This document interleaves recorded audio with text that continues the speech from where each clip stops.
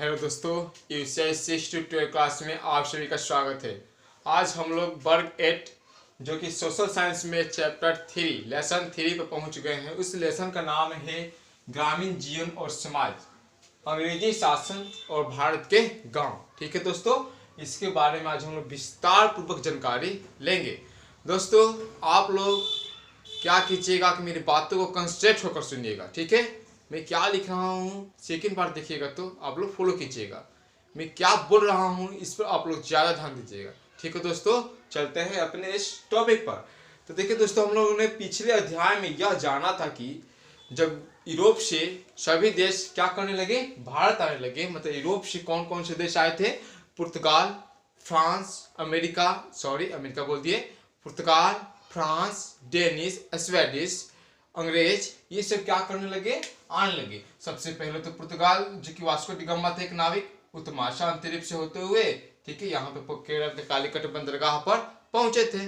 दोस्तों, इसके बारे में हमने पार्ट 1 में विस्तृत जानकारी दे दिए हैं, इसलिए आपको पार्ट 1 में बताया है कि कैसे कैसे यूरोपीय जो देश हैं वो तो भारत में सिर्फ किसके लिए आए थे, अपना व्यापार करने के लिए आए थे। फिर वह भारत पर कैसे शासन किए, हम लोगों ने वर्ग पाठ जो लेसन 2 है उससे पढ़ लिए हैं। पहला पाठ हम पढ़े हैं कि भारत की खोज कब हुआ और क्या हुआ कि उन्होंने भारत पर कैसे कैसे अपना व्यापार फैलाया, और कौन जो देश था मतलब ब्रिटिश जो था वो कैसे अपना व्यापार को विस्तृत रूप से भारत में फैला दिया। और सेकेंड पाठ में हमने पढ़ा था कि जब ब्रिटिश अपने शासन को फैलाया तो फिर उसके बाद से उसने भारत को कैसे गुलाम बनाया, यानी अपना साम्राज्यवाद भारत पर कैसे स्थापित किया।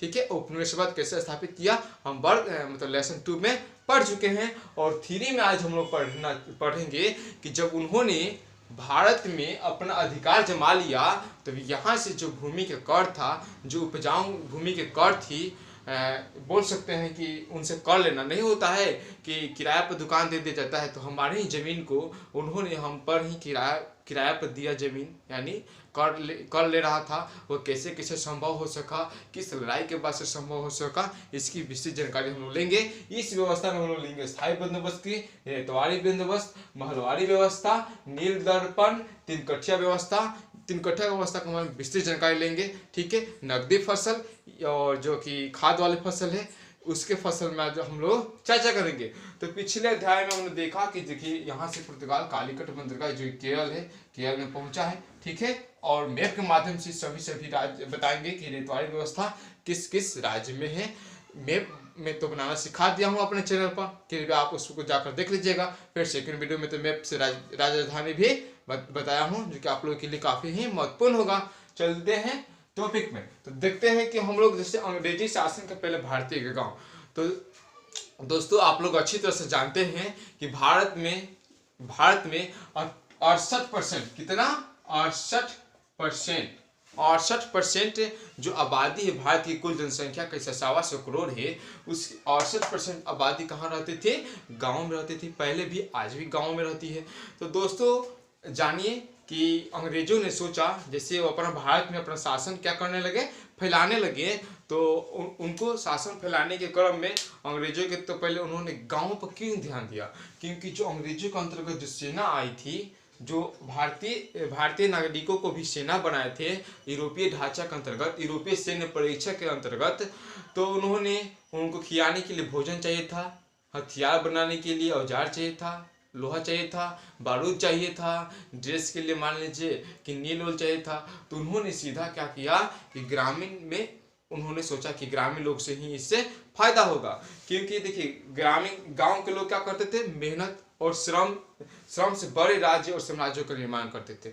गांव के लोग तो मेहनत से, श्रम के माध्यम से अच्छे अच्छे कारीगर यहाँ पे होते हैं। सभी गांव में सभी जरूरतें पूरा हो जाती है। कोई नाई है तो कोई मान लीजिए कि धोबी है तो कोई ठाकुर है। यहाँ पे जितनी गांव में ही मोची है, सभी जरूरतें एक साथ पूरा हो जाती है। गांव के लोग क्या करते हैं कि मिलजुल कर यहाँ गांव में रहते हैं। कोई विवाद हो जाती है, या छोटा मोटा विवाद बोले या बड़ा विवाद बोले, इसे पंच या अपने में ये लोग क्या करते थे, समझ बूझ कर रह जाते थे। तो देखिए, तो पहले अंग्रेज के आने के पहले क्या था कि भारत में तो बहुत सारे साम्राज्यों का शासक था।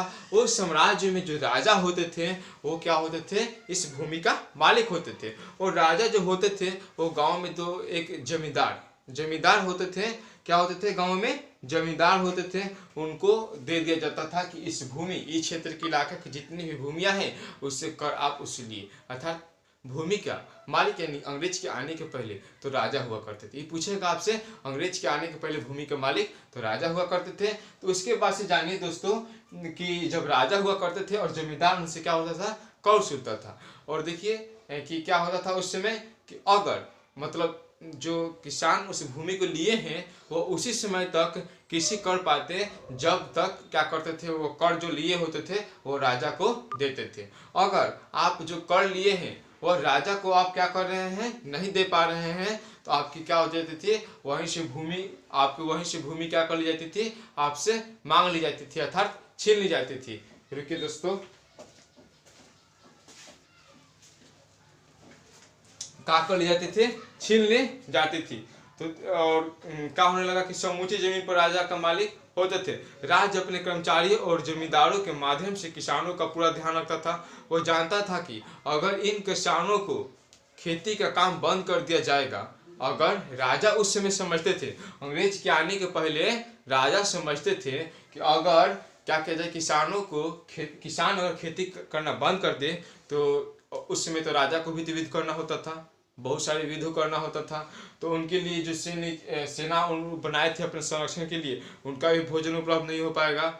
और क्या होने लगा, उनका आमदनी भी कम होने लगेगी, क्योंकि जो कर प्राप्त होता था उसी कर से यानी उसी वेतन से वो क्या करते थे, पैसा खर्चा करते थे। और जो कच्चे माल हुआ उसके उत्पादन के लिए व्यापारियों के लिए, वस्तु सेना के लिए, सेना पुलिस के लिए या अन्य कर्मचारियों के लिए भोजन आदि का प्रबंधन करता था उस समय के राजा। इसी तरह गांव के किसी भी शासन की आमदनी का मुख्य स्रोत हो गया। मतलब गांव क्या था, अंग्रेज के आने के पहले भी राजा का आय का मुख्य स्रोत होता था। यानी अंग्रेजों के आने के पहले आपसे पूछे कि जो कि आय का मुख्य स्रोत कौन था, तो गांव के किसान ही थे जो कि आय के उनके मुख्य स्रोत थे। इसलिए सबसे पहले अंग्रेजों ने आया तो अपना सैन्य मतलब भारत पर अधिकार करने के लिए, नेक्स्ट चैप्टर में बढ़ेंगे, पूरा पूर्ण से अधिकार कर चुका है। तो जो भारत पर अधिकार करने के लिए क्या किया कि गांवों पर ही अपना अधिकार जमाना शुरू किया। और गांव पर अधिकार देखिए कैसे जमा रहा है उन्होंने। तो देखिए उनको अंग्रेजों को लगान वसूलने की जो प्रथा है वो 1765, कब 1765 के बाद अंग्रेजों ने का जो कर है वो सुनना शुरू कर दिया। क्योंकि देखिए जो 1757 में वो प्लासी की लड़ाई लड़ी गई थी जिसमें मीर जाफर ने धोखा दिया था सिराजुद्दौला को। मीर जाफर याद रखिएगा, मीर जाफर जो कि हम सेकंड पार्ट में बता दिए हैं, मीर जाफर ने धोखा, क्योंकि 30,000 सैनिक थे सिराजुद्दौला के पास, तो धोखा दिए थे। क्योंकि रावट का क्या था, मीर जाफर कठपुतली था और अंग्रेज फूट डालो राज को नीति से वो जीत गया था। फिर क्या हुआ कि बक्सर का जो 1764 का लड़ाई हुआ उसमें भी अंग्रेज क्या हुए, जीत गए। बक्सर के युद्ध में हुआ क्या कि उसमें 3 शासक मिलकर लड़े थे, एक अवध के, एक मुगल के, एक खुद था मीर कासिम, ठीक है, बंगाल के नवाब। तो बंगाल क्या था उस समय, भारत का एक बहुत ही समृद्धशाली देश था ये बंगाल। उस समय मतलब आज के वर्तमान में बंगाल में बिहार, उड़ीसा, झारखंड ये सब तीनों आ रहे थे, ठीक है। तो एक बंगाल क्या था, एक बड़ा प्रांत था और एक आय की दृष्टि से भी और उत्पादन की दृष्टि से भी काफ़ी समृद्ध था भारत में। तो उन्होंने वहाँ से क्या किया, बंगाल पर कब्जा कर लिया। आप लोग सेकंड पार्ट में देखे होंगे कि उनका सिर्फ उस समय उद्देश्य नहीं था कि शासन किया जाए, उस समय भी वे व्यापार सिर्फ करना चाहते थे और चाहते तो प्लासी के युद्ध के बाद ही वो शासक बन जाते। लेकिन उन्होंने मीर जाफर को बनाया, फिर मीर जाफर चिराकी किया तो मीर कासिम को बनाया, फिर मीर कासिम उनसे लड़ाई लड़ा बक्सर युद्ध के बाद, फिर मीर जाफर बना, ऐसा ऐसा चलता गया। तो क्या हुआ कि 1765 के बाद अंग्रेजों ने कर सुनना शुरू कर दिया। अब देखिए लगान तो सुनना था, तो गांव में मतलब राजा के समय भी जमींदार क्या करते थे, जमींदार बोले थे गांव का एक बहुत ही समृद्ध व्यक्ति होता था। वो क्या करने लगा कि अंग्रेजों भी गांव के जो कृषि था उसको कर वसूलने का अधिकार किसको दे दिए, जमींदार को दे दिए।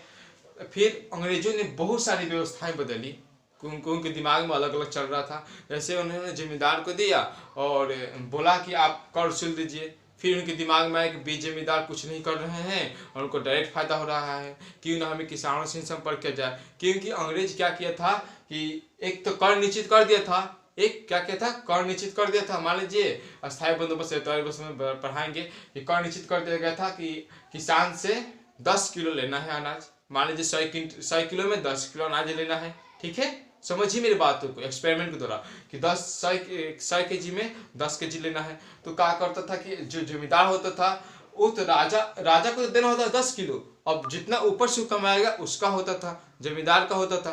तो जमींदार जो होता था बेचारा, मान लीजिए कि कंपनी को देना होता था 45%, जमींदार खुद 15% ले लेता था। 40% किसका होता था, किसान का होता था, ठीक है, किसान का होता था। तो वो क्या करता था कि किसानों से मतलब उससे अधिक क्या करता था, कर वसूल लेता था, जो कि जमींदारों को डायरेक्ट फायदा होने लगता था। तो अंग्रेजों ने भी सोचा कि हमें इससे पता नहीं चल रहा है कि किस साल कितने दर में हमें कर मिल रहा है। तब उन्होंने क्या किया, कर वसूलने की जो ऐसी दिनों तक चला और किसी व्यक्ति के खास इलाके से ज़्यादा जो लगान वसूलता था, अब जो बोली लगा दे। और जमींदार अंग्रेज जो था, जमींदार किसको बनाता था ये भी जान लीजिए कि जो ज़्यादा से ज़्यादा, मान लीजिए कि एक है, मान लीजिए उड़ीसा एक गांव के रूप में हम लोग एग्जाम्पल के तौर पर समझ रहे हैं, ताकि आप उड़ीसा के बारे में सब कुछ जानते हैं। एक स्टेट है, या मान लीजिए कि पटना के बारे में समझिए। मान लीजिए कि पटना को एक बोली लगाता था कि जो जमींदार सबसे ज्यादा कर इससे वसूल के देगा, जो व्यक्ति सबसे ज्यादा इसमें से कर वसूल के देगा उसको ही जमींदार बनाया जाएगा। देखिए, तो आप सोचिएगा कि मैं दूंगा, उसी में से कोई कहता था कि मैं दूंगा 10 की जगह 15 किलो दे दूंगा। तो जो ज्यादा देगा तो पूछिए कि भारत किसान पे क्या होगा, लोड ना पड़ेगा। ये इसको टारगेट बना के ही जाना है कि हमें ज्यादा लेना है। अगर ये जो जमींदार होता था, ये अगर कर जो उछल रहा है सूरज ढलने के पहले, ठीक है, यानी सूरज डूबने के पहले अगर जो कर होता था वो कंपनी को नहीं देता था, तो इसकी जिम्मेदारी क्या कर ली जाती थी, छीन ली जाती थी। सोचिए कैसी बात थी, काहे छीन ली जाती थी, तुम उसमें प्रेशर था कि तुम्हें सूरज डूबने के पहले कर वसूल कर दे देना है, अन्यथा आपकी क्या हो जाएगी, जिम्मेदारी छीन ली जाएगी। तो कोई भी जिम्मेदारी जो सोच रहे थे कि इससे तो हम समृद्धशाली हो जाएंगे, जैसे आपका नौकरी हो जाएगा तो आप पर कुछ प्रेशर बनाया जाएगा, तो आप नौकरी छोड़ना चाहिएगा नहीं, आप प्रेशर के झेल जाइएगा, क्योंकि धैर्य जो रखता है वही महान बनता है। आप भी धैर्य रखिएगा, आप धैर्य के साथ पढ़िएगा। यही वीडियो थोड़ा लंबा हो सकता है, फिर भी आपको धैर्य रखना है, धैर्य के साथ देखना है, ताकि स्टेप बाय स्टेप से हमारे माइंड में कंसेप्ट और इतिहास खासकर बैठ जाती है दिमाग में, जो आपको कभी भी भूल लेंगे नहीं। दोस्तों, तो कहाँ थे हम लोग कि जमींदार को देना पड़ता था, इसलिए वो अपनी नौकरी यानी जिम्मेदारी बचाए रखने के लिए क्या करते थे, अंग्रेजों से बलबूते हिसाब से ज़्यादा कर वसूल करते थे और सूरज डूबने के पहले दे देते थे। अगर वैसा नहीं कर देते तो इनकी जिम्मेदारी क्या हो जाती थी, छीन ली जाती थी। ठीक है, अब चलते हैं कि जो कि देखिए अंग्रेजी के शासन काल में भूमि व्यवस्था को जो कि 3 भागों में बांटा गया था, वह था पहला अस्थायी बंदोबस्त, और सेकंड था रेतवारी व्यवस्था, और थर्ड था महलवाड़ी व्यवस्था। तो दोस्तों हम लोग जानेंगे पहले कि अस्थायी व्यवस्था। तो यह व्यवस्था जो था बंगाल प्रांत और आंध्र प्रदेश के कुछ हिस्सों में लागू था। बंगाल प्रांत बोले तो देखिए यहाँ मानचित्र हम एग्जाम्पल यानी इसमें आपको राज्य को भी दिखाने के लिए कोशिश किए हैं, कृपया इसे ध्यान से देखिए। देखिए यहाँ पे मान लीजिए कि ये है हम लोग का उत्तराखंड, ये है हम लोग का उत्तर प्रदेश, फिर बिहार, ये सब है पश्चिम बंगाल। ठीक है, ये सब यानी बंगाल प्रांत में आते हैं। यहाँ पे होता है उड़ीसा उसमें बंगाल प्रांत में था, यानी बिहार हो गया, झारखंड हो गया, उड़ीसा हो गया। ये आंध्र प्रदेश के कुछ जिले हो गए, ये सब किस में व्यवस्था में था, ये सब किस में था, अस्थायी व्यवस्था में था। अस्थायी व्यवस्था में था, जो कि अस्थायी बंदोबस्त का अंतर्गत आप लोग मैप में भी देख लीजिए कहाँ कहाँ राज्य था, बिहार, बंगाल, उड़ीसा के बंगाल प्रांत तथा आंध्र प्रदेश पर लागू किया गया था। इसमें जमींदारों द्वारा किसानों से वसूले गए लगान का 9/10 भाग तय किया गया था। अर्थात आप इस एग्जाम्पल के थ्रू जानिए, कि क्या बताया गया है कि मान लीजिए कि आपके पास 100 केजी आपके का हुआ धान हुआ, 100 kg आपका धान हुआ, तो इसमें से आपको देखिए 90% आपको रखना है। 100 का 90% यानी 10/11 भाग आपको रख लेना है और 1/11 भाग देना है, 10% देना है। तो इसका जब 90% निकालिएगा तो 90 kg किसको रखना है, खुद किसान रख लेगा, और 10% किसको देना है, 10 kg किसको देना है, कंपनी को देना है। यह जो व्यवस्था था देखिए 1789, कब, 1789, ठीक है, 1789 में व्यवस्था लागू हुआ था। लेकिन यह 10 वर्षों के लिए लागू हुआ था। 1789 में कहा गया था कि जो अस्थायी व्यवस्था है यह 10 वर्ष के लिए लागू होगा। लेकिन 1793, कब, 1793, हाँ देखिए 1793 में इसे क्या कर दिया गया, निश्चित कर दिया गया कि नहीं, इसमें अब कोई बदलाव नहीं होने वाला है। लेकिन यह व्यवस्था में एक कमी थी, और विशेषता भी है। देखिए ये तो फंसा है, कौर वाले में तो विशेषता है। चलो भाई अपने जितना उपजाओगे उसका कितना देना है, 1/11 भाग देना है, अर्थात 9/10 भाग तो रख लेना है, 1/10 भाग देना है, ठीक है।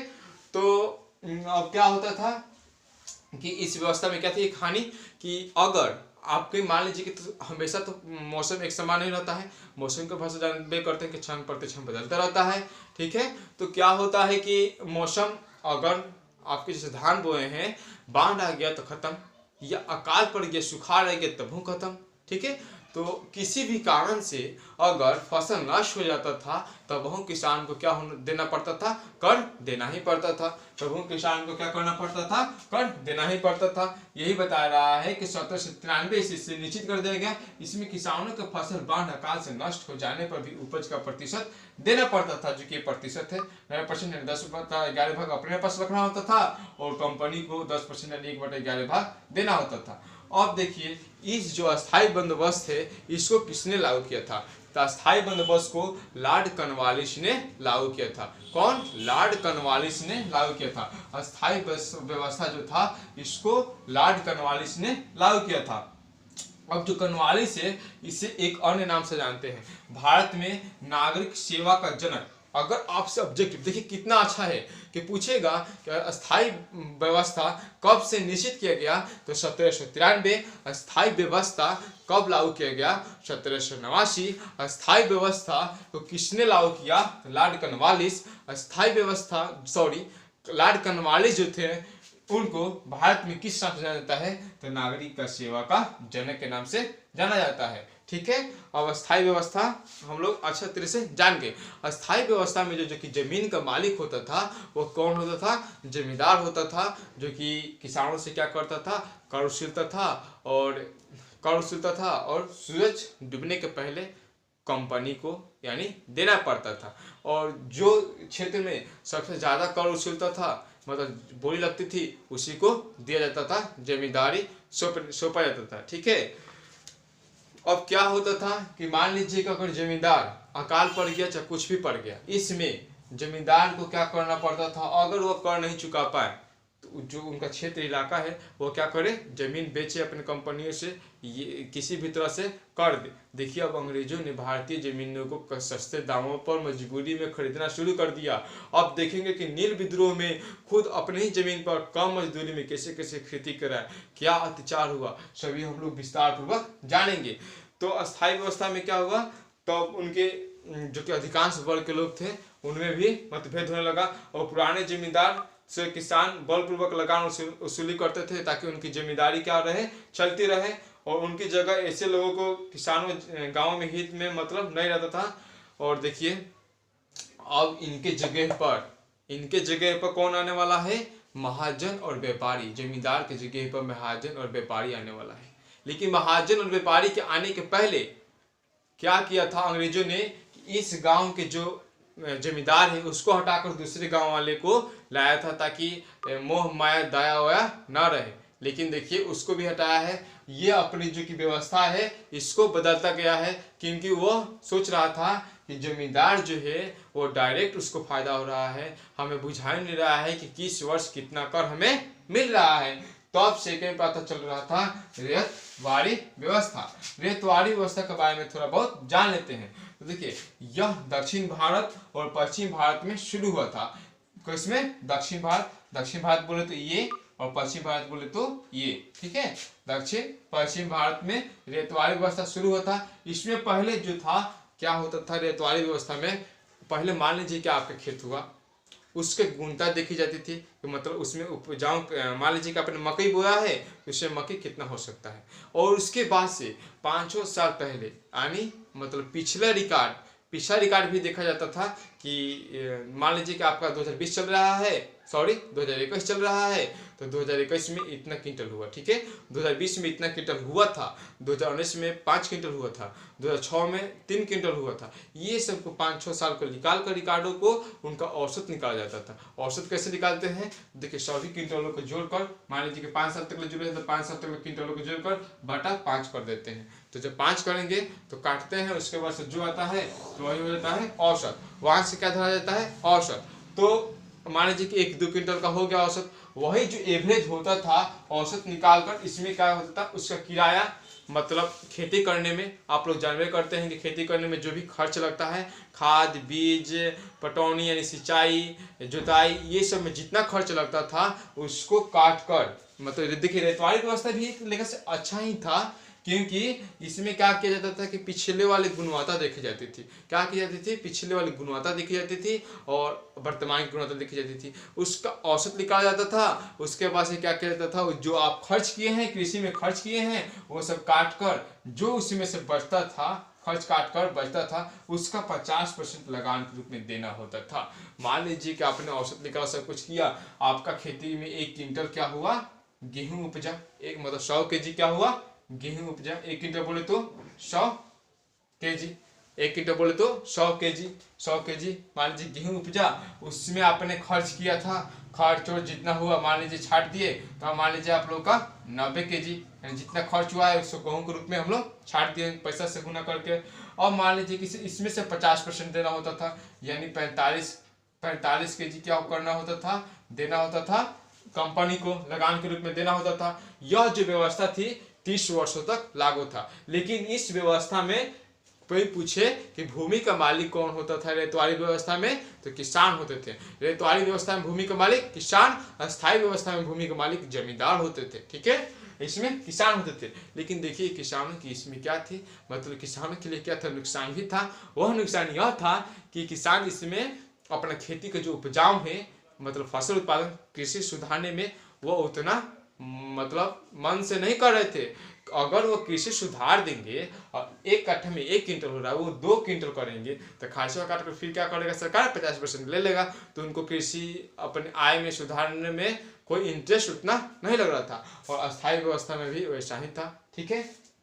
अब चलते हैं नेक्स्ट, जो कि महलवारी व्यवस्था है। महलवारी व्यवस्था है तो दोस्तों इसको जानने के पहले देखिए क्या करते थे हम लोग कि जो मलाह है, मतलब मलाह किसको बोला जाता था कि देखिए तो पंजाब हरियाणा पश्चिम उत्तर प्रदेश, कौन यहाँ देखिए जम्मू कश्मीर है, जम्मू कश्मीर के बाद से यहाँ पे आता है हिमाचल प्रदेश, यहाँ आता है पंजाब। पंजाब का तरीका कि पाकिस्तान इस पे क्या करता है, अटैक करता है, आप लोग यहाँ पे करते हैं। तो जो पंजाब हुआ, हरियाणा हुआ, यहाँ पे आता है। और ये उत्तर प्रदेश में बताया थी उत्तराखंड है, यहाँ से जो मैदानी एरिया है ये उत्तर प्रदेश किसके अंतर्गत आते थे, मलाही जो कि है महलवारी व्यवस्था के अंतर्गत आते थे।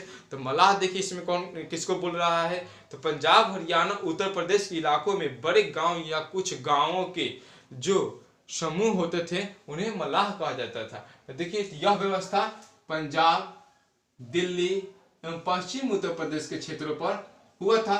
इसमें भी रेतवारी व्यवस्था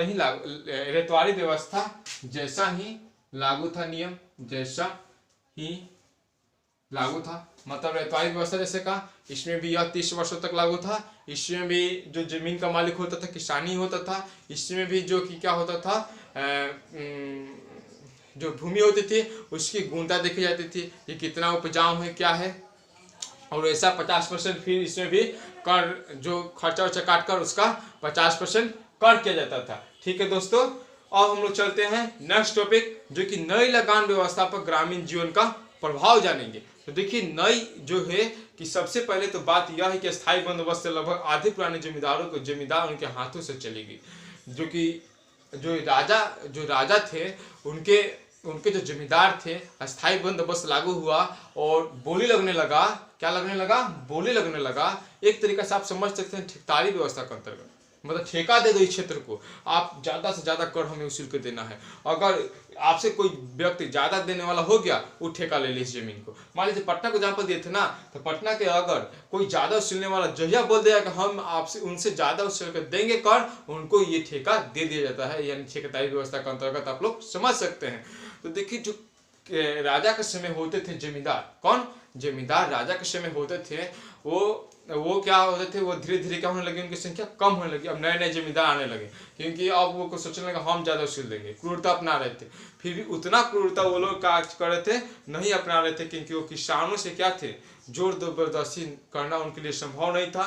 वो किसानों के काफी पुराने संबंध थे, उनमें भावनात्मक स्तर का संबंध था। सोचिए अस्थायी बंदोबस्त में क्या होता था कि अकाल पड़ गया, बाढ़ आ गया, तो किसान बेचारा तो भूखे मर रहा है। कैसे मर रहा है? भूखे मर रहा है। तो कर्जा लेता था। देखिए क्या करता था, कर्जा लेता था। किससे? जमींदार से। तो जमींदार अगर अच्छा होता था, महाजन अगर अच्छा होता था, या कंपनी से कर्जा ले लेता था, तो वह कर्जा चुकाने में समर्थ हो जाता था। यही से देखिए कर्जा स्टार्ट हो जाता है। क्योंकि जब अकाल पड़ता है, नील की खेती की जाती है, तो हाँ बताएंगे, जब अकाल पड़ता है, आपके पास अनाज नहीं है, कंपनी आपको बोला है कि आपको अनाज देना है, तो आप अनाज किसी से कर्जा लेकर या पैसा वैसा लेकर दे रहे हैं, तो क्या करता था, शुद्ध ब्याज के रूप में देता था। आपका कर्जा नहीं चुकता है तो बुझिए कि आप बंधुआ मजदूर होते हैं, जिसे गिरमिटिया मजदूर भी कहते हैं। तो आप बंधुआ मजदूर ऐसे ऐसे कर कर बढ़ने लगा बंधुआ मजदूर की संख्या। आज विदेश में बहुत सारे लोग कहता है ना कि भारतीय लोग विदेश में फैला है, इसी तरह से नहीं फैला है, हमें फैलाया गया है, ये भी बोल सकते हैं। और क्योंकि जो बंधुआ मजदूर है, कुछ भारत में आ पाए सरकार की मदद से, कुछ नहीं आ पाए तो वहीं बस गए, असमृद्धशाली भी हो गए हैं। ठीक है दोस्तों, विदेश मंत्रालय के तहत। तो देखिए जो कि अकाल पड़ता था, भूकंप आता था या कुछ भी आता था, उसके चलते फसल नहीं हो पाती थी, नष्ट हो जाता था। तो सोचते थे किसान क्या कि क्यों ना हम क्या करें, जमींदार उनसे किसान से नहीं उतना जोर जबरदस्ती नहीं कर पा रहे थे। अगर सोचिए आप ही अपने घर के बगल में आपसे बोला जा रहा है कि इनसे आप मान लीजिए कि दिए हैं मनी पर खेत दिए हैं 10 किलो काठा के भाव से, बेचारा का गेहूं क्या हुआ, सूख गया या जल गया, तो आप जाइएगा उसे जबरदस्ती मांगने, तब आप उतना जबरदस्ती नहीं कर पाएगा, क्योंकि आपका वो क्या है, गांव का है, व्यक्ति क्या है, गांव का है। आप उसे सीधे संपर्क में है, भावनात्मक रूप से नहीं कहते, दया भाव आकर मतलब रोने लगता है, किसी की आंख में आंसू आने लगता है, यही उसकी गरीबी देखकर। अगर वो भूखमरी से मर रहा है, आप बर्दाश्त नहीं कीजिएगा, आप जरूर खिलाइएगा, जरूर। दोस्तों ऐसा करना भी चाहिए, जीव जंतु को भी ध्यान देना चाहिए। ठीक है, अगर कोई भूखा मर रहा है, आपके पास कुछ है, उसे जरूर दीजिए। ठीक है, तो जो जमींदार थे वो लोग सोच रहे थे कि मेरी जमींदारी चल जाए, लेकिन मैं इनसे जोर जबरदस्ती नहीं कर पाऊंगा, नहीं हो पाता था उनसे, क्योंकि डायरेक्ट रूप से संपर्क में थे। ठीक है, भावनात्मक रूप से क्या थे, संपर्क में थे। तो कंपनी ने अपना दिमाग लगाया, क्योंकि वो क्रूरता थे, वो सोच रहे थे क्या कि हमें सिर्फ ज्यादा लगान चाहिए, दिमाग में उनकी यही था कि ज्यादा हमें लगान चाहिए।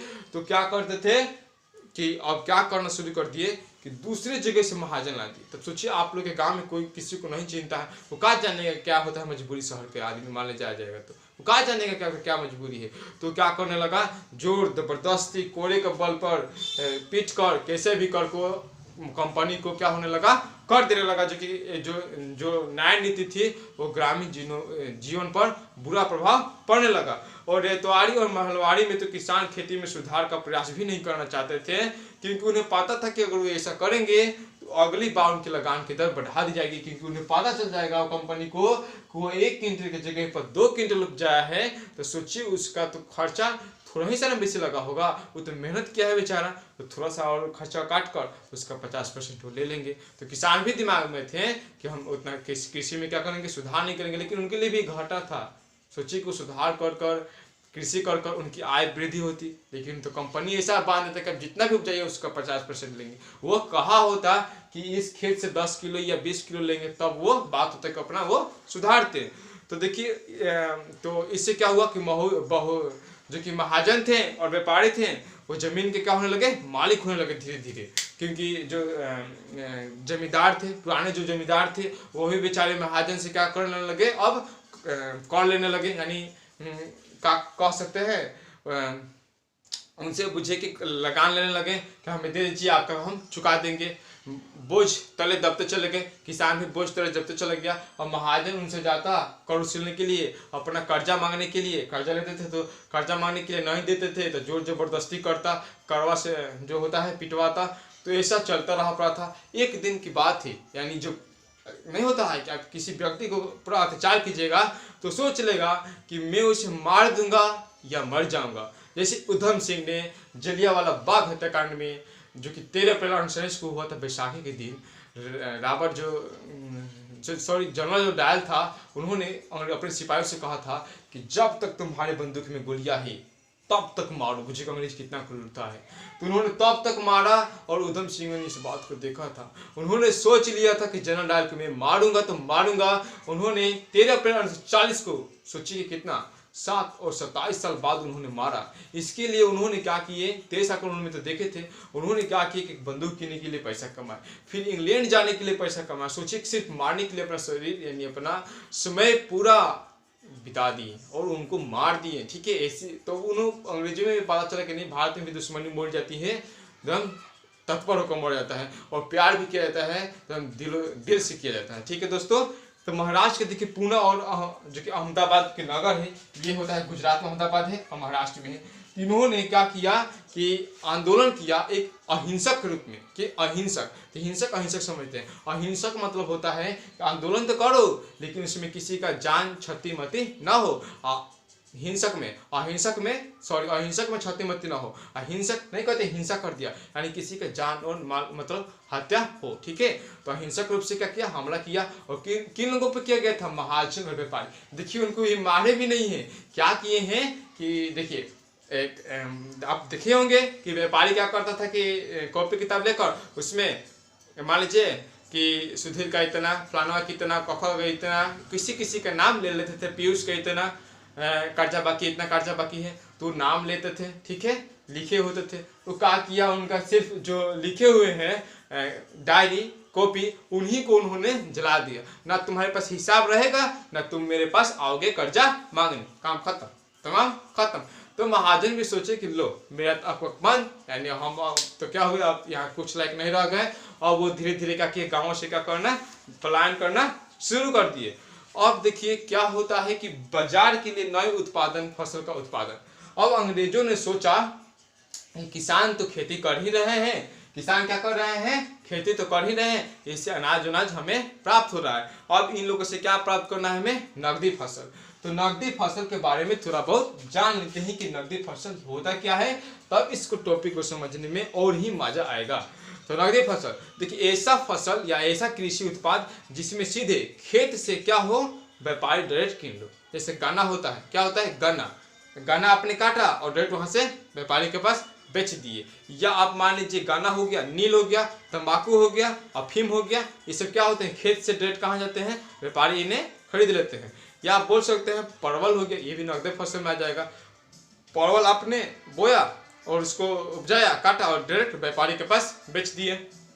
तो नकदी फसल अंग्रेजों ने क्या किया, अब बनाना शुरू कर दिया। तो देखिए नकदी फसल बनाने के लिए किसानों से अंग्रेजों ने क्या किया, बाध्य करना शुरू कर दिया। मतलब किसान का मन नहीं था कि हम क्या करें, नकदी फसल बोए। तो उन्होंने देखिए कैसे कैसे बाध्य किया है। अब इसके बारे में हम लोग जानकारी लेंगे कि जैसे बंगाल में किसानों से क्या करता था, पर्सन बोले तो जूट। असम में चाय, आज भी जानते हैं असम में चाय क्या है, प्रसिद्ध है। बिहार में नील, सोरा, अफीम, ये सब क्या है, प्रसिद्ध है। अफीम पूछे आपसे कोई या जिज्ञासा आ सकता है कि अंग्रेजों के समय अफीम बिहार के किस जिला में सबसे अधिक होता था। जब बिहार के किस जिला में सबसे अधिक अफीम प्रसिद्ध था, तो गया। फिर कौन जिला, गया जिला। ठीक है, और मुंगेर तोप खाने के लिए प्रसिद्ध है, जो कि हम सेकंड पार्ट में पढ़ चुके हैं। तो इन फसलों को क्या करना शुरू किया, विशेष इस्तेमाल वो लोग करते थे और नकदी फसल उन्होंने उपजाना शुरू कर दिया। क्योंकि उन्हें जो कि था यूरोप में रंगीन वस्त्र, मतलब रंगीन वस्त्र पहनने के लिए भारतीय नील की मांग बहुत ज़्यादा थी, गरम मसाला की मांग बहुत ज़्यादा थी, बारूद बनाने के सोरा की मांगे क्या थी, ज़्यादा थी। तो अब इन्होंने क्या किया, नील ओल की खेती करवाना शुरू कर दिया। अब देखिए हम लोग चलते हैं नील खेती करने के लिए। तो देखिए नील खेती करने के लिए सबसे पहले होता था कि 3 हौदा बनाया जाता था। कितने हौदा? 3 हौदा। देखिए दोस्तों हम तो यहाँ पे मिटका कर चर्चा करेंगे। नील खेती करने के लिए 3 हौदा बनाया जाता था। देखिए एक हौदा ये होता था, एक हौदा उसके नीचे होता था, उसके नीचे एक हौदा होता था। देखिए एक हौदा में हम लोग क्या करते थे, किसान नील की जो खेती करता था उसको इस हौदा में पानी में डाल देता था। कुछ दिनों के बाद जब ये पानी नील जो क्या होता था सड़ जाता था तब इसमें आ जाता था, इसमें रखा जाता था। ठीक है, अब इसमें जो होता था किसान अपने क्या करते थे, एक होता था डंडा, उसके माध्यम से जो कि बोलते हैं डंडा या कुछ 8 घंटा सोचिए एक किसान को कम से कम 8 घंटा डांड के नीचे जो होता है उस नील में रखना पड़ता था। फिर उसमें चूना भी डाला जाता था ताकि क्या हो, अब नील यहाँ पे ऊपर आ जाए, सॉरी पानी ऊपर आ जाए, इसे छान कर निकाल लिया जाता था और नील पपड़ी के रूप में बन जाता था। तो किसानों को बहुत ही इसमें मेहनत लगता था। ठीक है, और उनकी समस्याएं भी थी नील की खेती करने में। नील की खेती करने में समस्या यह थी, नील की खेती करने में समस्या उनकी यह थी कि नील की खेती जो होता था वह धान के फसल के समय होता था। और देखिए किसान या कोई भी गरीब जो फैमिली बिलोंग करता है वह आने वाले समय के लिए जो मान लीजिए धान बोया है तो आने वाले समय के लिए भी उसमें से थोड़ा बचा लेता है कि अगला बार धान हमारा होगा कि नहीं होगा। ठीक है, तो बचा कर उसको नहीं होता है तो वही यूज कर लेता है। तो किसान के साथ हुआ क्या कि जो नील की खेती है वह धान के बोरे के समय ही होता था, यानी वर्षा के मौसम में नील की खेती की जाती थी क्योंकि इसमें पानी की आवश्यकता ज्यादा है। तो अंग्रेज क्या करते थे, जबरदस्ती अब नील की खेती करवाते थे, जिससे किसानों को क्या होता था, धान की फसल में बढ़ोतरी नहीं होती थी, जिससे किसानों के पास भूखमरी की समस्या आ गया। या तो बेचारे चूचा भूखे मर जाते या कर्ज लेते, अगर कर्ज लेते तो कर्ज नहीं चुका पाते, इसी तरह से वो बंधुआ मजदूर में बंद चले गए हैं। ठीक है, या भूखमरी वो मरने लगे। तो खेती की समस्या आप लोग पूरी तरह से नील की खेती की समस्या के बारे में जान गए। अब हम लोग चलते हैं देखिए 3 कठिया व्यवस्था, तब नील दर्पण के बारे में चर्चा करेंगे। देखिए तो 3 कठिया व्यवस्था में क्या था कि अंग्रेज बोल रखा था कि आप लोगों को अब 1 बीघा, कितना, 1 बीघा, सॉरी यहाँ पे लिखते हैं 1 बीघा, 1 बीघा में 1 बीघा बोले तो 20 कट्ठा, 1 एकड़ बोले तो 27 कट्ठा। तो 1 बीघा में 3 कट्ठा खेतों पर 3 कट्ठा खेतों पर नील की खेती करना अनिवार्य कर दिया था। इसे ही 3 कट्ठा व्यवस्था कहते हैं। 1 बीघा खेतों पर 3 कट्ठा क्या करना था, आप लोगों का नील की खेती करना था। ठीक है, यानी 3/20 भाग पर, 3/20 भाग बोल सकते हैं, पर नील की खेती करना था, जो कि वह ऐसी भूमि होनी चाहिए, वह 3 भाग। मान लीजिए किसान सोचने लगे, तेज होने लगे कि मैं 20 कट्ठा खेत में 3 कट्ठा वैसा चुनूंगा जो उपजाऊ न हो, लेकिन अंग्रेजों ने भी चालाक था, वो 3 कट्ठा ऐसी होनी चाहिए कि जो सबसे उपजाऊ हो उस 20 कट्ठा में। सोचिए किसान कितना अब मुसीबत में पड़ गए। वो भी जो था कच्ची उपजाऊ भूमि वो अब नील खेती होने लगा। तो देखिए सोचिए कि जो जिस भूमि पर एक बार नील की फसल बोई जाती थी उस पर अगले साल दोबारा उस पर कोई फसल होना असंभव था, यानी उतना उपजाऊ नहीं हो पाता था, क्योंकि नील की खेती बोने से क्या होता था, उर्वरक क्षमता जो होती थी उस भूमि की समाप्त हो जाती थी। तो किसान की क्या होने लगी, और समस्या बढ़ने लगी। और किसानों ने जब समस्या यहाँ भी किया, जैसे वहाँ किया था तो महाजन भाग गए, अब यहाँ भी देखिए हंगामा हो गया और नील दर्पण नामक एक प्रकाशन निकला। ये एक ऐसा प्रकाशन, देखिए आप लोग एक पुस्तक लिखिएगा तो कितना मेहनत से लिखाता है, तो पुस्तक तो चलते करता है, उसके साथ साथ राइटर के नाम प्रसिद्ध हो जाएंगे। ठीक है, ऐसा चलता है। तो नील दर्पण जब शुरू हुआ तो जो इसके राइटर थे दीनबंधु मित्र, उन्होंने अपना नाम से प्रकाशन नहीं किया था, खाली नील दर्पण लिखा था, नील दर्पण प्रकाशन किया गया था, अपना नाम प्रकाशन नहीं किया था। काहे खातिर कि अंग्रेज क्या करेंगे, उनको क्रूरता उन पर करेंगे, अंग्रेज की उनको मतलब दंड दिया जाएगा, ऐसे सोचकर उन्होंने अपना नाम नहीं लिखा था। और देखिए कि अंग्रेज तो है चालाक, नील दर्पण को अंग्रेजी में अनुवाद करके उनके बातों को समझे, क्योंकि उतना हिंदी वो नहीं समझते थे। जैसे भारत की संस्कृति जानने के लिए महाभारत का भी उन्होंने इंग्लिश में अनुवाद किया है, उसी तरह से नील दर्पण को अंग्रेजी में अनुवाद किए थे माइकल मधुसूदन ने अंग्रेजी में अनुवाद किया था। अब देखिए जो नील दर्पण था वह अच्छी तरह से 1860 ईस्वी में क्या हुआ, प्रकाशन हो गया। नील दर्पण के जो लेखक थे ये बहुत इंपॉर्टेंट थे, कौन है, दीनबंधु मित्र।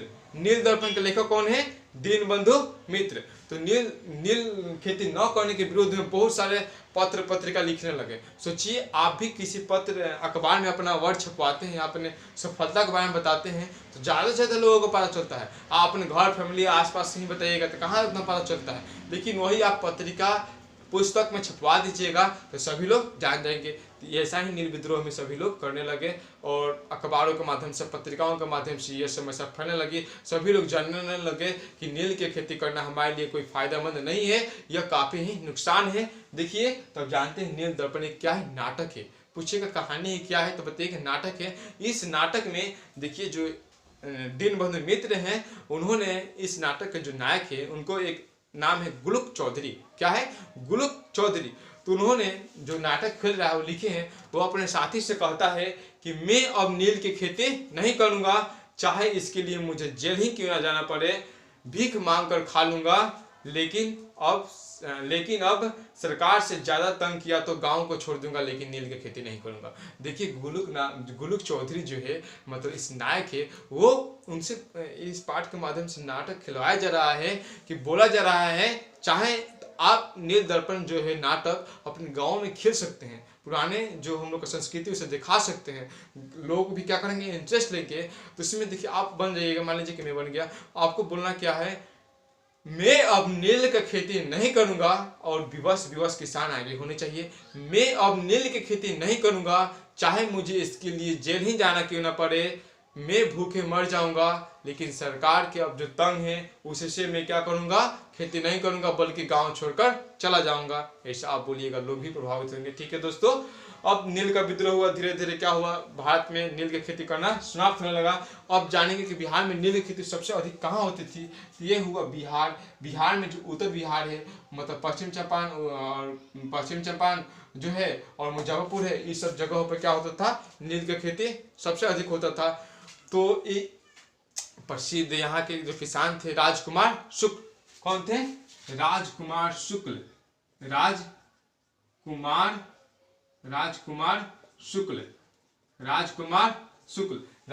जो शुक्ल थे, उन्होंने क्या किया, राजकुमार जो शुक्ल थे उन्होंने एक जो महात्मा गांधी 1916 में बैठे थे लखनऊ समझौता में, उनके पास गए और बोले कि मेरे जो बिहार है चंपारण जिला, चलिए वहाँ पे क्या है, नील की जो अंग्रेज हमें अत्याचार कर रहे हैं। क्योंकि गांधी जी तो शुरू में अंग्रेजों को जानते थे कि ये हमारे देश को एक अच्छे स्तर पर ले जाएंगे, एक अच्छे शासक यहाँ पर स्थापित करेंगे, एक अच्छे ढांचा देंगे। लेकिन जैसे ही जलियांवाला बाग हत्याकांड हुआ, उनकी भी आंखें खुल गई, अंग्रेज भारत के लिए कुछ नहीं है, वो सिर्फ इससे लाभ प्राप्त करना चाहते हैं। ठीक है, तो राजकुमार शुक्ल महात्मा गांधी जी को चंपारण लाए। और आपसे देखिए एक इंपॉर्टेंट बात यहाँ पे आप और कंस्ट्रक्ट हो जाइए कि आपसे पूछे कि महात्मा गांधी ने पहला सत्याग्रह कब किया था, तो बताइएगा दक्षिण अफ्रीका। पहला, अगर पूछ दे कि महात्मा गांधी भारत में पहला सत्याग्रह कब किए थे, तो बताइएगा 1917। कब, 1900, यहाँ पे लिख रहे हैं, देखिए 1917 ईस्वी में चंपारण सत्याग्रह के नाम से जाना जाता है, जिससे पहला सत्याग्रह यहीं से शुरू हुआ था, जो कि सफल हुआ था, और नील की जो खेती थी समस्या, वो अब धीरे धीरे समाप्त हो गई। अब क्या हो गई, समाप्त हो गई। अब देखिए बिहार में जो नील की खेती की जाती थी वह दो तरीके से की जाती थी। जो बिहार में नील की खेती की जाती थी वो कितने तरीके से की जाती थी, दो तरीके से। देखिए एक था जिरात और दूसरा का था असामी बार। एक था जिरात और दूसरा का था असामी बार। देखिए जिरात में होता क्या था कि अंग्रेजों का जमीन था, मतलब जिरात क्या था, अंग्रेजों का एक जमीन था। अंग्रेज मतलब नहीं किन रहे थे उसमें, तो अंग्रेज क्या था, जमीन था। उस जमीन पर भारतीय किसानों को नील की खेती करने के लिए बाध्य कर दिया जाता था, और उनको कम मजदूरी दिया जाता था। मान लीजिए उचित मजदूरी दीजिए, काम करवा रहे हैं तो उचित मजदूरी नहीं दे रहे थे, कम मजदूरी देकर नील की खेती करा रहे थे। मतलब जिरात में बोलिएगा कि अंग्रेजों का ये खुद अपना जमीन था, इस पर अंग्रेज क्या कर रहे थे, जबरदस्ती कृषि करवा रहे थे। ठीक है, और एक बात पॉइंट याद आ रहा था, चले पढ़ते हैं असामी बार। असामी बार में क्या होता था, किसान का खुद अपना जमीन होता था, अंग्रेज किसानों के जमीन पर भी नील की खेती करवाते थे, और जो खेती का खर्च होता था और कृषि का मजदूरी होता था वो इसमें कम देते थे। अब इसके प्रश्न उत्तर को हम लोग चलेंगे दोस्तों, ठीक है। प्रश्न उत्तर हम लोग का पहला है, आशा करता हूं कि आप लोग को थ्योरी समझ में आ गया होगा, आप लोग धैर्य के साथ बैठे होंगे और महत्वपूर्ण टॉपिक जो कि याद आएगा और तो हम बताते चलेंगे, ठीक है दोस्तों। चलते हैं प्रश्न उत्तर पर। देखिए सही विकल्प को चुनिए। पहला बताया है कि बिहार में अंग्रेजों के समय किस तरह की भूमि व्यवस्था अपनाई गई। बिहार में अंग्रेजों के समय किस तरह की भूमि व्यवस्था अपनाई गई, अंग्रेजों के समय, ठीक है। बिहार में, तो बिहार में कौन सी व्यवस्था लागू थी, अस्थायी व्यवस्था, अस्थायी व्यवस्था लागू थी।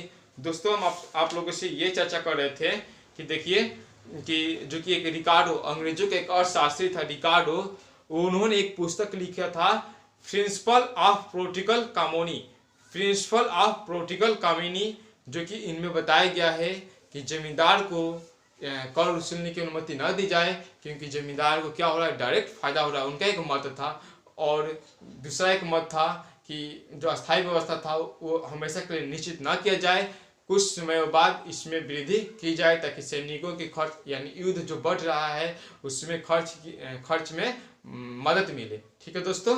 तो देखिए पहले का क्वेश्चन सही विकल्प के चरण में आप लोग जानेंगे कि बिहार में अंग्रेजों के किस तरह की भूमि व्यवस्था अपनाई गई, तो अस्थायी व्यवस्था। अब सेकंड क्वेश्चन है कि अंग्रेजों के आने के पहले भूमि का मालिक कौन होता था। आप लोग अच्छे से जाने कि अंग्रेजों के आने के पहले भूमि का मालिक राजा होता था। और थर्ड नंबर क्वेश्चन, रेतवाड़ी व्यवस्था में जमीन का मालिक किसे माना जाता था, तो इसका आंसर हो जाएगा किसान, इसका आंसर हो जाएगा किसान। फोर्थ नंबर क्वेश्चन, अंग्रेजी शासन द्वारा भारत में अपनाई गई भूमि व्यवस्था का प्रमुख उद्देश्य क्या था, तो इसका आंसर हो जाएगा अपनी आय में बढ़ावा देना, ठीक है। आप लोग का किताब का आंसर है, 4 विकल्प दिया है, उसी विकल्प में से हम चिन्हित करते चल रहे हैं। आप लोग भी अपनी किताब खोलकर मिला लीजिएगा। और दोस्तों इस थ्योरी को पढ़ने के पहले आप लोग 2 बार थ्योरी जरूर पढ़ लीजिएगा, यानी बुक को पढ़ लीजिएगा, ठीक है। अब देखिए मिलान करना है कि महलवाड़ी व्यवस्था, मिलाना है महलवाड़ी व्यवस्था, तो इसका आंसर होगा घ, जो कि पंजाब में है। और नील दर्पण जो है वह ग, दीनबंधु मित्र अभियान। नगदी फसल बिहार में होता था, अफीम सोरा, ये सब जो कि अफीम गाय के लिए प्रसिद्ध भी है। और स्थायी भूमि व्यवस्था 1793। आप लोग अपने विकल्प के अनुसार चिन्हित कर लीजिएगा। आइए अब विचार करते हैं, को प्रश्न दिया है इसको मैं समझा दे रहा हूँ, आप अपने भाषा में लिखिएगा, आप अपने विचार से लिखिएगा ताकि आप लोग भविष्य तक याद रख सके, ठीक है। तो चलिए शुरू करते हैं। तो देखिए अंग्रेजी शासन के पहले भारतीय भूमि व्यवस्था एवं लगान प्रणाली के विषय में आप क्या जानते हैं। अंग्रेजी शासन के पहले तो हम लोग जानते थे कि अंग्रेजी शासन के पहले भारत में एक साम्राज्य होता था जिसका भूमि का मालिक किसान होता था। किसान जमींदारों को क्या करता था, कर वसूलने के लिए देता था। और भूमि किसानों के पास तब तक रहती थी जब तक वो क्या करते थे, किसानों को कर चुकाया करते थे। अगर वह कर नहीं चुकाते थे तो किसानों से क्या कर ली जाती थी, भूमि छीन ली जाती थी। ऐसे ऐसे परिभाषा आप लोग लिख सकते हैं। सेकंड, अस्थायी बंदोबस्त की विशेषताओं को लिखिए। तो अस्थायी व्यवस्था आप लोग जानते हैं, अस्थायी व्यवस्था में जो कि था इसमें लगान 9/10 देना होता था। इसकी एक विशेषता थी कि इसमें जो अकाल उकाल होते थे उसमें भी आप लोगों को फसल देना ही पड़ता था, इसमें कोई छूट नहीं था। सेकंड हो जाएगा। और थर्ड बोल सकते हैं कि जमींदार की जो लगान की तय राशि थी वो नियत तिथि के तथा सूर्य के ढलने के पहले उन्हें देना पड़ता था, नहीं तो इनकी जिम्मेदारी क्या कर ली जाती थी, छीन ली जाती थी। ऐसा कर आप लोग इस जो कि पॉइंट है इसकी परिभाषा को आप लोग लिख सकते हैं। और थर्ड है कि अंग्रेजी सरकार द्वारा बार बार भूमि राजस्व व्यवस्था में किए जाने वाले परिवर्तनों को आप किस रूप में देखते हैं, अपने शब्दों में दीजिए।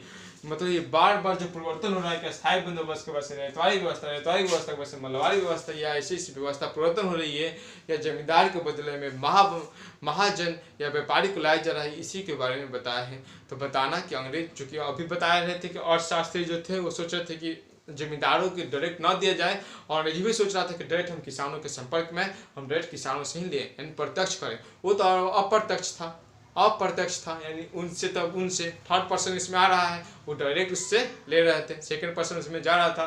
तो देखिए तो अंग्रेजी सरकार द्वारा बार बार भूमि राजस्व व्यवस्था में परिवर्तन किए जाने का मुख्य कारण अपनी लाभ के अधिक से अधिक क्या करना, लगान वसूलना और ठेकेदारी व्यवस्था से सरकार को लाभ कम प्राप्त होता है। अस्थायी व्यवस्था में जो जितनी राशि क्या होती है मिलेगी उसे पता नहीं चलता था, उसे कितना एक साल में मिल रहा है राशि उन लोगों को सही अनुमान नहीं लगा पा रहे थे।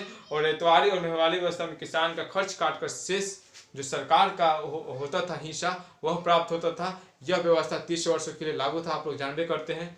और नेक्स्ट क्वेश्चन जो कि है नई व्यवस्था नीति का भारतीय समाज पर क्या प्रभाव पड़ा, जो कि महाजन वाला बताए थे कि जमींदार जो अपना रिश्ता समझते थे उतना जबरदस्ती रूप से कर नहीं वसूल पाते थे, तो उनको धीरे धीरे उनकी जिम्मेदारी क्या होने लगी, छीनने लगी और नए नए जिम्मेदार आने लगे। फिर महाजन आए, फिर व्यापार जो आए, फिर महाजनों से कर्ज लेने लगे, कर्ज से बंधन मजदूरी बना, भूखमरी में मरी गई, फिर विद्रोह हुआ। ऐसे ऐसी बात इसमें आप लोग लिख सकते हैं। और नील की खेती के प्रमुख समस्याओं की चर्चा करिए। तो नील की खेती बरसात के मौसम में की जाती है, धान के बोने के समय ही की जाती है। देखो एक बात याद आ गया कि जो अंग्रेज जो थे वो भारतीय किसान भी चाहते थे कि हम भी धान की खेती करो, चलो 17 काठा बचा उस पर भी खेती करें। लेकिन अंग्रेज क्या करता था कि पहले कहता था कि हर बैल लो और कहाँ चलो, मेरे 3 कट्ठा जो था नील की खेती उस पर चलो खेती करने के लिए। तो किसान भी बड़ा विवश था, उस पर चलते थे। तो धान के फसल बोने में क्या हो जाती थी, देरी हो जाती थी, जिससे फसल अच्छा नहीं हो पाता था। दोस्तों आशा करता हूं कि आप लोगों को ये पाठ पूरी अच्छी तरह से स्टेप बाय स्टेप समझ में आया होगा। अगर ये वीडियो आप लोगों को अच्छा लगा हो तो लाइक शेयर, अपने दोस्तों के पास ज़्यादा से ज़्यादा शेयर और सब्सक्राइब जरूर कीजिएगा। और दोस्तों एक बात और, इसे जरूर फेयर में लिख लीजिएगा। धन्यवाद दोस्तों इस वीडियो को देखने के लिए।